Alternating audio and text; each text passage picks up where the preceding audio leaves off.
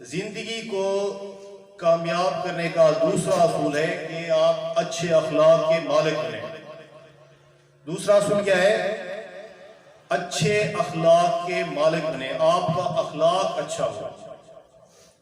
ہمارے پیارے نبی حضرت محمد صلی اللہ علیہ وسلم نے جب کفار کو، اہل قریش کو اسلام کی دعوت دی تو ان کے سامنے سب سے پہلے اپنی سیرت کو سامنے ان کے رکھا۔ ایک دن آپ صلی اللہ علیہ وسلم کوہ صفا کی پہاڑی پر چڑھ کر اہل قریش کو اکٹھے ہونے کا حکم دیتے ہیں۔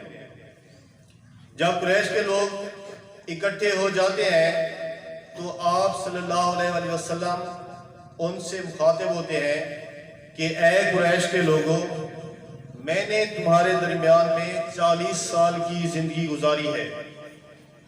میں آپ کی خوشیوں میں بھی شریک رہا، میں آپ کی غمیوں میں بھی شریک رہا، میں نے آپ کے ساتھ تجارت بھی کی۔ کیا انہی 40 سال میں نے کبھی جھوٹ بولا، کبھی امانت میں خیانت کی، کبھی کسی کو دھوکہ دیا، یا کبھی میں نے وعدہ خلافی کی؟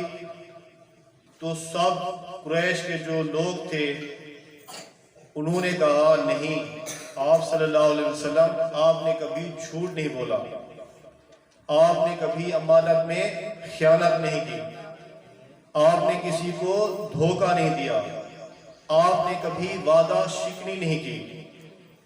تو بیٹا، اہل قریش جو آپ صلی اللہ علیہ وسلم پر یہ گواہی دے رہے ہیں کہ آپ صلی اللہ علیہ وسلم صادق اور امین ہیں، تو اسلام کی دعوت سے پہلے آپ سب نے اپنے کردار کو اس کے سامنے پیش کیا، اپنے اخلاق کو ان کے سامنے پیش کیا۔ اگر آپ غور کریں تو چاند کی جس طرح پہچان اس کی چاندنی ہوتی ہے، سورج کی پہچان جس طرح اس کی روشنی ہوتی ہے، ایک جسم کی پہچان اس کی روح ہوتی ہے، جس طرح ایک پھول کی پہچان اس کی خوشبو ہے، تو ایک اچھے انسان کی جو پہچان ہوتی ہے اس کا اخلاق ہوتا ہے۔ آپ صلی اللہ علیہ وسلم نے فرمایا تم میں سے بہترین شخص وہ ہے جس کا اخلاق اچھا ہے۔ تو بیٹا، زندگی گزارنے کا پہلا اصول علم سے محبت، یاد ہے نا آپ کو؟ زندگی گزارنے کا پہلا اصول کیا ہے؟